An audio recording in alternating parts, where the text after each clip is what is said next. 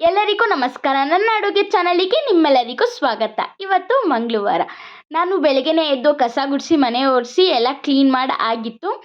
ಬೆಳಗ್ಗೆ ಅಮ್ಮನೇ ಅಡುಗೆ ಎಲ್ಲ ಮಾಡಿದರು. ನಾನು ಅಡುಗೆ ಮನೆಗೆ ಹೋಗೋಷ್ಟರಲ್ಲಿ ಅಡುಗೆನೇ ಮಾಡಿಬಿಟ್ಟಿದ್ರು. ಏನೂ ತಿಂಡಿ ಮಾಡಿರಲಿಲ್ಲ ಅಮ್ಮ. ಸೊಪ್ಪು ಸಾಂಬಾರು, ಮುದ್ದೆ, ಅನ್ನ ಮಾಡಿದರು. ನಾನು ಬೇರೆ ಕೆಲಸ ಮಾಡೋಣ ಅಂತೇಳಿ ಹೊರಟೆ. ನಾವು ಪ್ರತಿದಿನ ಕಾಗೆಗೆ ಬನ್ನು ಅಥವಾ ಏನು ಅಡುಗೆ ಮಾಡಿರ್ತೀವಿ ಅದನ್ನು ಸ್ವಲ್ಪ ಹಾಕ್ತೀವಿ. ಇವತ್ತು ಅಮ್ಮ ಹಾಕಿರಲಿಲ್ಲ, ಅದಕ್ಕೆ ನಾನೇ ಟೆರೆಸ್ ಮೇಲೆ ಹೋಗಿ ಬನ್ ಹಾಕ್ತಾಯಿದ್ದೆ. ಹಾಗೆ ಬಟ್ಟೆ ಎಲ್ಲ ಒಗೆದಿಟ್ಟಿದ್ರು ಅಮ್ಮ, ಅದನ್ನು ಒಣಗಾಕಬೇಕಾಗಿತ್ತು. ಹಾಗೆ ಟೆರೆಸ್ ಮೇಲೆ ಬಂದಲ್ಲ ಅಂಥೇಳಿ ನಾನೇ ಬಂದು ಬ್ರೆಡ್ನೆಲ್ಲ ಹಾಕ್ತಾಯಿದ್ದೀನಿ. ಬಟ್ಟೆನೆಲ್ಲ ಆದಮೇಲೆ ನನಗೆ ಹೊರಗಡೆ ಹೋಗೋದಿತ್ತು. ಹಾಗಾಗಿ ಕಾಲೇಜ್ಗೆ ಹೋಗಬೇಕಿತ್ತು. ಅದೇ ನೆನ್ನೆ ಅಸೈನ್ಮೆಂಟ್ ಬರೀತಾ ಇದ್ನಲ್ಲ ಕೂತ್ಕೊಂಡು, ಅದನ್ನು ಸಬ್ಮಿಷನ್ ಇವತ್ತೇ ಮಾಡಬೇಕು ಅಂತ ಹೇಳಿ ಮ್ಯಾಮ್ ಮೆಸೇಜ್ ಹಾಕಿದ್ರು. ಅದಕ್ಕೋಸ್ಕರ ನಾನು ಕಾಲೇಜ್ಗೆ ಹೊರಟೆ. ಕಾಲೇಜ್ಗೆ ಹೋಗಿ ಅಸೈನ್ಮೆಂಟ್ ಎಲ್ಲ ಸಬ್ಮಿಷನ್ ಮಾಡಿ ಬಂದಮೇಲೆ ನಾನು ನನ್ನ ಫ್ರೆಂಡ್ಸ್ ಎಲ್ಲ ಹಾಗೆ ಹೊರಗಡೆ ಹೋಗೋಣ ಮೈಸೂರಿಗೆ ಅಂತೇಳಿ ಪ್ಲ್ಯಾನ್ ಹಾಕ್ಕೊಂಡಿದ್ವಿ. ಹಾಗೆ ಸರಸ್ವತಿಪುರಂ 3rd ಕ್ರಾಸಲ್ಲಿರೋ ಕಾಟನ್ ಕ್ಯಾಂಡಿ ಕ್ಲೌಡ್ ಫ್ಯಾಕ್ಟ್ರಿಗೆ ಹೋಗಿದ್ವಿ. ಆ್ಯಂಬಿಯನ್ಸ್ ಅಂತೂ ತುಂಬಾ ಚೆನ್ನಾಗಿತ್ತು, ಹಾಗೆ ಫುಡ್ ಕೂಡ ತುಂಬಾ ಚೆನ್ನಾಗಿತ್ತು. ನೀವು ಕೂಡ ಹೋಗಿ ಎಂಜಾಯ್ ಮಾಡ್ಕೊಂಡು ತಿನ್ಕೊಂಡು ಬನ್ನಿ. ಒಳ್ಳೆ ಆ್ಯಂಬಿಯನ್ಸ್ ಇದೆ ಅಲ್ಲಿ. ನಾನು ಅಲ್ಲಿಂದ ಬಂದಮೇಲೆ ದೋಸೆಗೆ ಉನಿ ಹಾಕೋಣ ಅಂಥೇಳಿ ಉನಿ ಹಾಕ್ತಾಯಿದ್ದೆ. ನಾನಿಲ್ಲಿ ಯಾವಾಗಲೂ ಅಕ್ಕಿ ದೋಸೆನೇ ಅಮ್ಮ ಮಾಡ್ತಾಯಿದ್ದಿದ್ದು. ಅಮ್ಮ ಸ್ವಲ್ಪ ವೆರೈಟಿಯಾಗಿ ಮಾಡೋಣ ಅಮ್ಮ, ಕಾಳುಗಳೆಲ್ಲ ಹಾಕಿ ಅಂಥೇಳಿ ಅಮ್ಮಂಗೆ ಹೇಳ್ಬಿಟ್ಟು ಕಾಳುಗಳನ್ನೆಲ್ಲ ಹಾಕೋತಾ ಇದ್ದೆ. ಅಮ್ಮ ನಾನು ಬರೋ ಅಷ್ಟರಲ್ಲಿ ಕೋಳಿನ ತೊಗೊಬಂದಿದ್ರು, ಮೊಟ್ಟೆ ಕೋಳಿ. ಅದ್ರಲ್ಲಿ ಸಾಂಬಾರು ಮಾಡ್ತಾಯಿದ್ರು. ನಾನು ಸ್ವಲ್ಪ ಆವಾಗ ಹೆಲ್ಪ್ ಮಾಡಿಕೊಡ್ತಾಯಿದ್ದೆ ಅಮ್ಮಂಗೆ. ನಾನು ಇದಕ್ಕೆ ರಾಗಿ ಹಾಕ್ತಾಯಿದ್ದೀನಿ. ನಾನು ಎಲ್ಲ ಒಂದೊಂದು ಸಣ್ಣ ಗ್ಲಾಸ್ ಅಳತೆ ಇಟ್ಕೊಂಡು ಹಾಕ್ತಾಯಿದ್ದೀನಿ. 1 ಗ್ಲಾಸ್ ರಾಗಿ, 1 ಗ್ಲಾಸ್ ಹೆಸ್ರು ಕಾಳು, 1 ಗ್ಲಾಸ್ ಉದ್ದಿನ ಕಾಳು, ಹಾಗೆ 1 ಗ್ಲಾಸಷ್ಟು ಕಡಲೆಬೇಳೆ. ಅಕ್ಕಿ ಮಾತ್ರ 2 ಗ್ಲಾಸ್ ಹಾಕೋತಾ ಇದ್ದೀನಿ ನಾನು. ಇದನ್ನೆಲ್ಲ ಚೆನ್ನಾಗೆ ಉನಿಯೋದಕ್ಕೆ ಬಿಡಿ.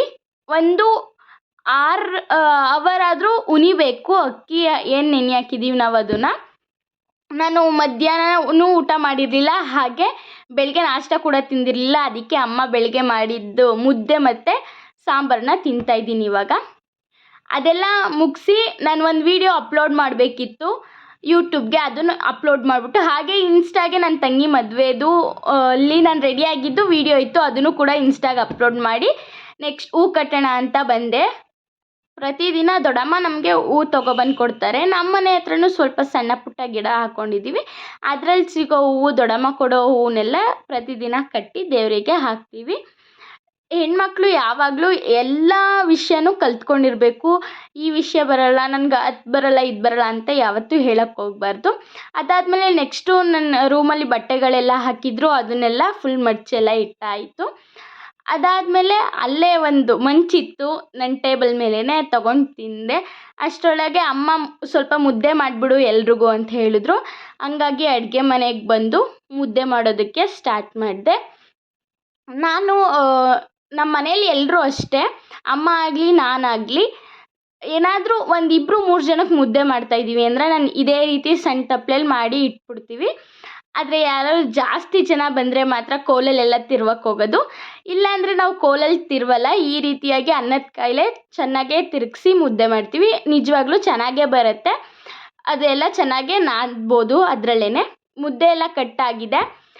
ಊಟ ಎಲ್ಲ ಮುಗಿಸ್ಕೊಂಡು ಬಂದಮೇಲೆ ದೋಸೆಗೆ ಉನಿ ಹಾಕಿದ್ನಲ್ಲ ಅದನ್ನೆಲ್ಲ ರುಬ್ಕೊಳ್ಳೋಣ ಅಂತ ಬಿಗ್ ಬಾಸ್ ಎಲ್ಲ ನೋಡ್ಕೊಂಡು ಬಂದೆ. ಈಗ ರುಬ್ಬೋದಕ್ಕೆ ಸ್ಟಾರ್ಟ್ ಮಾಡ್ತಾಯಿದ್ದೀನಿ.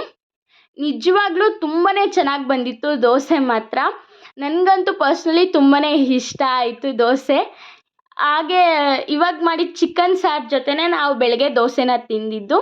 ಹಾಗಾಗಿ ನನಗಂತೂ ಒಂಥರ ಫೇವ್ರೇಟ್ ಅನ್ನಿಸ್ಬಿಡ್ತು ಈ ದೋಸೆ. ನಿಮ್ಮ ಮನೇಲೂ ಮಾಡಿ ತಿನ್ನಿ, ತುಂಬಾ ಚೆನ್ನಾಗಿರುತ್ತೆ ಟೇಸ್ಟ್ ಮಾತ್ರ.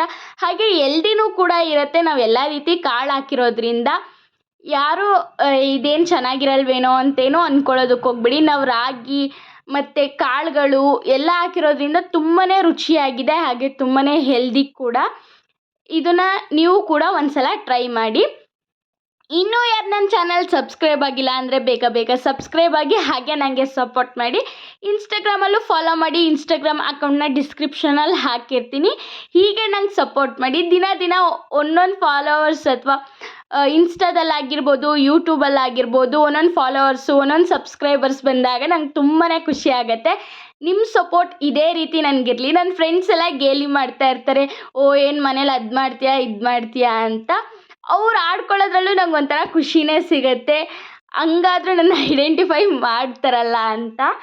ನೀವು ಕೂಡ ಇದೇ ರೀತಿ ನಂಗೆ ಸಪೋರ್ಟ್ ಮಾಡ್ತಾಯಿರಿ. ಇದನ್ನು ನೀಟಾಗೆ ಪೇಸ್ಟ್ ಮಾಡ್ಕೋಬೇಕು, ತರ್ತರಿ ಏನೂ ಇರಬಾರ್ದು ದೋಸೆ ಹಿಟ್ಟು. ಆ ರೀತಿ ಪೇಸ್ಟ್ ಮಾಡಿ ಹಾಕ್ಕೊಳ್ಳಿ. ಅದಾದಮೇಲೆ ಒಂದು 8 ಅವರ್ ಆದರೂ ಅದು ಉನಿಬೇಕು, ಉಳಿ ಬರಬೇಕು ಸ್ವಲ್ಪ ದೋಸೆ ಹಿಟ್ಟು. ಉದಿ ಬಂದಾಗ ನಾವು ದೋಸೆ ಹಾಕೋದಕ್ಕೆ ಬ್ಯಾಟರು ಕರೆಕ್ಟಾಗಿರುತ್ತೆ ಅಂತ ನಾನು 8 ಅವರ್ಗಳ ಕಾಲ ಇದನ್ನು ಉನಿಯೋದಕ್ಕೆ ಬಿಟ್ಟಿದ್ದೆ. ಪ್ರತಿಯೊಬ್ಬರು ಹೆಣ್ಮಕ್ಳು ಕೂಡ ಅಡುಗೆ ಮಾಡೋದನ್ನು ಕಲೀರಿ. ಆದರೆ ಜಾಸ್ತಿ ಅಮ್ಮನ ಮನೇಲಿದ್ದಾಗ ನಂಗೆ ಗೊತ್ತು ಅಂತ ಹೇಳೋದಕ್ಕೆ ಹೋಗಬೇಡಿ. ಯಾಕೆ ಅಂದರೆ ನಿಮ್ಗೇನಾದರೂ ಬರುತ್ತೆ ಅಂತ ಹೇಳ್ಬಿಟ್ರೆ ಅಮ್ಮಂದಿರು ಸ್ವಲ್ಪ ಅದು ಮಾಡಿಕೊಡು, ಸ್ವಲ್ಪ ಇದು ಮಾಡಿಕೊಡು ಅಂತ ಕೇಳ್ತಾರೆ. ಈಗಿನ ಕಾಲದಲ್ಲಿ ಎಷ್ಟೋ ಹುಡುಗಿರು ಈ ಥರ ಎಲ್ಲ ಕೆಲಸ ಮಾಡೋದಕ್ಕೆ ಇಷ್ಟಪಡೋದಿಲ್ಲ. ಹಾಗಾಗಿ ಹೇಳ್ತಾ ಇದ್ದೀನಿ, ಇಷ್ಟಪಡೋರಂತೂ ಖಂಡಿತ ನಿಮ್ಮ ಅಮ್ಮಂಗೆ ಹೆಲ್ಪ್ ಮಾಡಿಕೊಡಿ. ಅವರಂತೂ ತುಂಬಾ ಖುಷಿ ಪಡ್ತಾರೆ. ನಾನು ಒಂದೊಂದು ಸಲ ರಜಾ ದಿನಗಳಿದ್ದಾಗಂತೂ ಎಷ್ಟೊಂದು ಕೆಲಸ ಇರುತ್ತೆ ಮನೇಲಿ, ನಮ್ಮಮ್ಮ ಇಷ್ಟೊಂದೆಲ್ಲ ಮಾಡ್ತಾರಾ ಅಂತ ಅನ್ಕೋತಾ ಇರ್ತೀನಿ. ಹಾಗಾಗಿ ಫ್ರೀ ಟೈಮಲ್ಲಿ ನಿಮ್ಗೆ ಯಾವಾಗಾದರೂ ಫ್ರೀ ಸಿಕ್ಕಿದ್ರೆ ಒಂದು ಸಣ್ಣ ಪುಟ್ಟ ಕೆಲಸನಾದರೂ ನಿಮ್ಮ ಅಮ್ಮಂಗೆ ಮಾಡಿಕೊಡ್ತಾ ಇರಿ. ನಾನು ಫುಲ್ ಎಲ್ಲ ಈಗ ಅಡುಗೆ ಮನೆ ಎಲ್ಲ ಕ್ಲೀನ್ ಮಾಡಾಯಿತು, ಎಲ್ಲನೂ ಕ್ಲೀನ್ ಮಾಡಾಯಿತು. ನಾಳೆ ಬೆಳಗ್ಗೆ ಸ್ಟವ್ ಒರೆಸಿ ಅಡುಗೆ ಮಾಡೋದಷ್ಟೇ ಬಾಕಿ. ಮುಂದಿನ ವಿಡಿಯೋದೊಂದಿಗೆ ನಾನು ನಿಮ್ಮೆಲ್ಲರಿಗೂ ಸಿಗ್ತೀನಿ. ಅಲ್ಲಿವರೆಗೂ ಎಲ್ಲರಿಗೂ ಟೇಕ್ ಕೇರ್.